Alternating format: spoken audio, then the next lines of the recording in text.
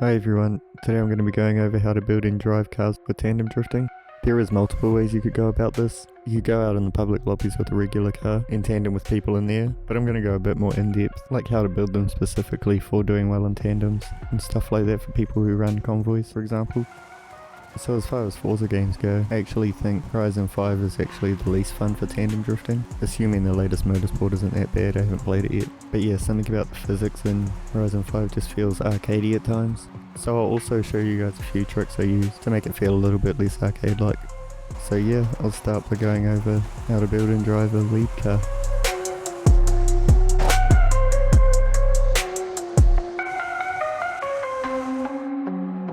For starters, you're going to want a good choice, something with a long wheelbase. This is just going to make it easier. Something like a Skyline or an Evo usually works good. For example purposes, I'll use the Skyline.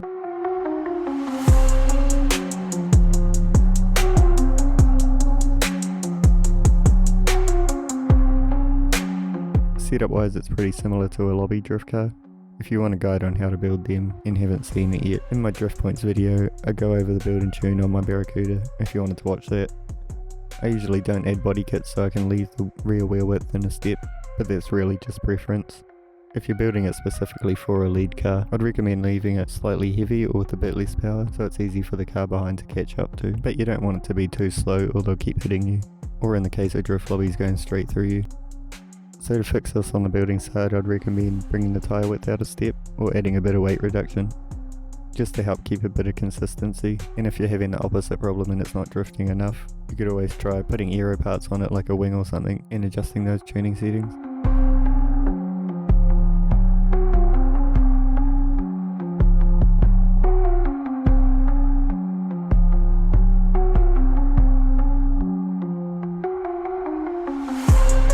On the tuning side, also quite similar, but I like to raise the front end a bit. It can make it a bit harder to switch corners or keep it consistent, but you'll be able to get wider, easier to follow lines. Not too much though, or else one small tap from the car behind you is going to spin you out. I usually raise it about half a centimetre higher than the back. I think that's like 1/3 of an inch or something. And to make the suspension feel a bit less arcade-like, I raise the rear suspension off the bottom setting as well. It can make it a bit harder, but it looks cool and gives it a different driving style. It's not as responsive, but that's why it feels less arcade-like, in my opinion. So yeah, I'll build up this tune real quick and I'll go test it out.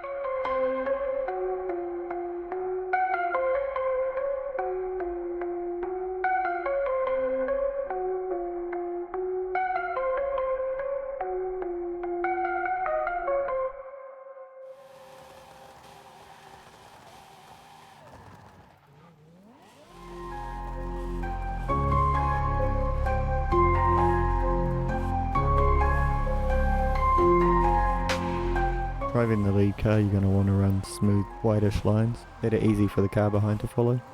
Try not go too fast and stay consistent, so you're not pulling away or causing collisions with the car behind you.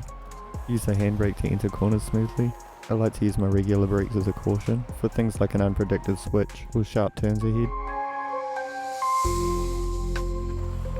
Chances are the chase car's watching you and your line, not the upcoming corners. So it's just a good way to let them know what's ahead. Don't brake too much though, or they're going to go flying into you. You can lightly tap it and the brake lights still light up like a regular car. You may also need to speed up in a hurry if they come flying in too fast, but yeah, just try to keep it consistent and use acceleration to maintain it as much as possible.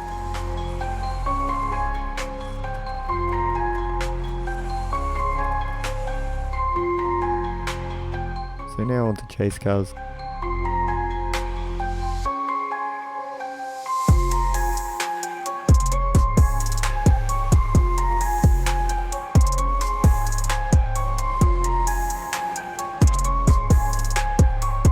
For this, you're going to want something that's similar to the lead car. For this example, I'm going to use the Sylvia. Upgrade wise, you're going to want it slightly more powerful with less grip. I want to quickly point out too, in doing research for this, it said a lot of the opposite to what I say. Like less power for the back car, and like 1.5 camber on the lead car. I don't think these are right. Lightly hitting the car in front of you is okay, as long as you're not ruining their line. But if you don't have the power to keep up with the car in front, they'll always be waiting on you and the line won't be smooth, because both of you will be trying to fill the gap. So yeah, I reckon make this car more powerful and a bit more heavy or something to give it a bit less traction, but also have the power there to fill the gap if needed. You can always mess with the tuning to make it easier too, and things like a body kit or wide rear wheelbase are going to make it more stable if you want to add those.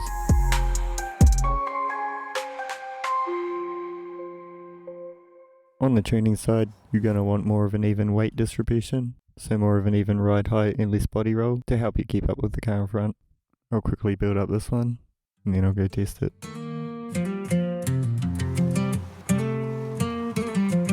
Driving the chase car, your goal is to drift close to the car in front of you. Usually I follow back for a corner or two first to try work out what line they're taking. Then try stay beside them. You don't have to try throw insane angles, just try match them without wiping them out. In between switches, drop back quickly to give them room to change direction. Then use that extra power to get back beside them. And apart from that, if you can, just focus on their car, not the upcoming corner. Try not to use too much handbrake mid-corner to stop from dropping behind. And with a bit of practice, you should be able to tandem.